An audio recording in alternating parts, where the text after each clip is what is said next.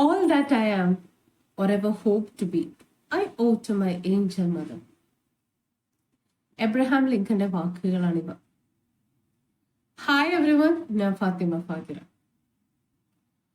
വയറ്റിൽ 10 മാസവും ഹൃദയത്തിൽ ഒരു ആയുഷ്കാലം അത്രയും നമ്മളെ കൊണ്ടു നടക്കുന്നവരാണ് നമ്മുടെ അമ്മമാർ.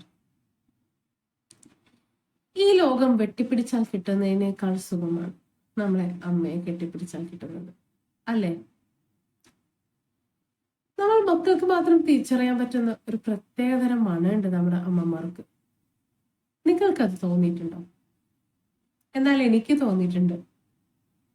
എൻ്റെ ഉമ്മാക്കൊരു പ്രത്യേകതരം മണം തന്നെയുണ്ട്. ചിലപ്പോൾ എനിക്ക് തോന്നും അത് നമ്മൾ മക്കൾക്ക് മാത്രമേ തിരിച്ചറിയുള്ളൂ, വേറെ ആർക്കും മനസ്സിലാവില്ല ആ ഒരു മണം. ഉമ്മ അടുത്തുണ്ടെങ്കിൽ ആ ഒരു മണം ഉണ്ടാവും. എനിക്ക് എൻ്റെ ഉമ്മാനെ കുറിച്ച് പറയുകയാണെങ്കിൽ, ചെറുപ്പത്തില് എനിക്ക് ഉമ്മ എന്ന് പറയുന്നത് ഞാൻ ഏറ്റവും കൂടുതൽ തല്ലുപിടിച്ചൊരു വ്യക്തി തന്നെയാണ്. കാരണം എന്താന്ന് വെച്ചാല്, എന്തെങ്കിലും ഒരു കാര്യത്തിന് വേണ്ടി ഉമ്മാനെ സമീപിക്കുമ്പോൾ അതിന് 100,000 ചോദ്യങ്ങൾ കൊണ്ട് ഉമ്മ എന്നെ വീർപ്പ് മുട്ടിക്കും. അതിനെല്ലാം വ്യക്തമായ ഉത്തരം കൊടുത്തു കഴിഞ്ഞാലും പിന്നെയും ചോദിക്കും എന്തിന്, ഏതിന്, എവിടെ, എപ്പോ എന്നൊക്കെ. ഞാൻ ഓർക്കും, ഇവർക്ക് ഇത് എന്തിന്റെ കേടാ, ഇങ്ങനെ ചോദിച്ചുകൊണ്ടിരിക്കേണ്ട ആവശ്യം എന്തിനാ എന്നൊക്കെ വിചാരിക്കും.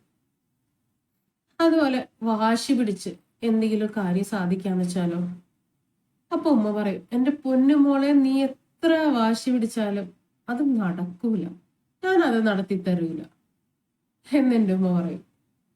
പക്ഷേ എന്തെങ്കിലും ഒരു കാര്യത്തിന് ഉപ്പാനോട് ചെന്ന് നോക്കിയാലോ, ഒരു പ്രാവശ്യം പറഞ്ഞാൽ മതി, അവരെങ്ങനെയെങ്കിലും അത് സാധിച്ചു തരും.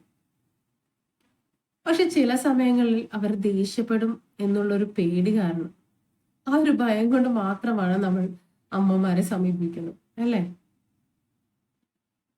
പക്ഷെ വർഷങ്ങൾ പിന്നിട്ടു കുറെ നാൾ വരെ ഈ ഉമ്മാക്കൊന്നും അറിയില്ല, ഈ ഉമ്മ എപ്പോഴും ഇങ്ങനെയാണ്, ഈ ഉമ്മ എപ്പോഴും ദേഷ്യപ്പെടുന്നു, ഒന്നും സ്നേഹത്തോട് സംസാരിക്കില്ല എന്നൊക്കെയുള്ള ചിന്ത പതിയെ പതിയെ മാറി വരാൻ തുടങ്ങി. എന്റെ വിവാഹം കഴിഞ്ഞു, ഞാനും 3 കുട്ടികളുടെ ഉമ്മയായി. ഇപ്പൊ എനിക്ക് മനസ്സിലായി എന്തുകൊണ്ടാണ് എൻ്റെ ഉമ്മ അന്ന് അങ്ങനെ പറഞ്ഞത്, എന്തുകൊണ്ടാണ് ഒരു 100,000 ചോദ്യങ്ങൾ ചോദിച്ചത്. അവർക്കെപ്പോഴും മക്കളുടെ സേഫ്റ്റി, മക്കളുടെ ആവശ്യം എന്താണെന്ന് വ്യക്തമായിട്ട് അറിയാം. അവര് തെറ്റായ വഴിക്കൊന്നും പോകരുത് എന്നൊക്കെ ഉള്ളൊരു ചിന്ത കൊണ്ടാണ്, അവരോട് സ്നേഹമില്ലാതെയല്ല എന്നെനിക്കിപ്പോൾ മനസ്സിലായി തുടങ്ങി. ഇപ്പോൾ എനിക്ക് എൻ്റെ ഉമ്മാനോട് ഏറ്റവും കൂടുതൽ സ്നേഹവും ബഹുമാനവും എല്ലാം ഉണ്ട്. ഇന്ന് ഉപ്പയില്ലാത്ത സമയത്ത് ഞങ്ങൾ 5 പെൺകുട്ടികളെ വളർത്തി വലുതാക്കുക എന്ന് പറഞ്ഞാൽ അതൊരു ചില്ലറ കാര്യമല്ല. ഷീസ് എ സൂപ്പർ വുമൻ എന്നും ഞാൻ അത് ഓർക്കും. ചെറുതിലെ ഉമ്മാനെ ഓരോ കുറ്റം പറഞ്ഞത് ഓർക്കുമ്പോൾ ഇപ്പോഴും മനസ്സിൽ ഭയങ്കര വിഷമം തന്നെയാണ്. ത്യാഗത്തിന്റെ കരുണയുടെ പ്രതീകമാണ് നമ്മുടെ അമ്മമാരല്ലേ? ആസാമിലെ ഭൂകമ്പത്തില് ഒരു സ്വന്തം കുഞ്ഞിനെ രക്ഷിക്കാൻ വേണ്ടി അമ്മ കമിഴ്ന്ന് കിടന്നിട്ടുണ്ട്. ആ ബിൽഡിംഗ് മൊത്തം ഇടിഞ്ഞു പൊളിഞ്ഞ് അവരുടെ ദേഹത്ത് വീണിട്ടും അവര് മരിച്ചിട്ടും ആ കുഞ്ഞിനോടുള്ള കരുതല് അവര് മാറിയിട്ടുണ്ടായിരുന്നില്ല. ആൾക്കാര് രക്ഷപ്പെടുത്തിയപ്പോ ഇത് മരിച്ചതാണെന്ന് വിചാരിച്ച് അവര് മൈൻഡ് ചെയ്യാണ്ട് വിട്ടിട്ട് പോയതാണ്. പക്ഷെ എന്തോ ഒരു സംശയം കൊണ്ട് അവരാ അമ്മനെ നീക്കി കഴിഞ്ഞപ്പോഴാണ് ഒരു കുഞ്ഞി കുട്ടി ജീവനോടെ അതിന്റെ ആ അമ്മയുടെ മാറോട് ചേർന്ന് ഇരിക്കുന്നത് കണ്ടു. അങ്ങനെ ത്യാഗത്തിന്റെ പര്യായമായ അമ്മമാരുടെ കഥകൾ ഒരുവിധം നമ്മൾ കേട്ടിട്ടുണ്ട്.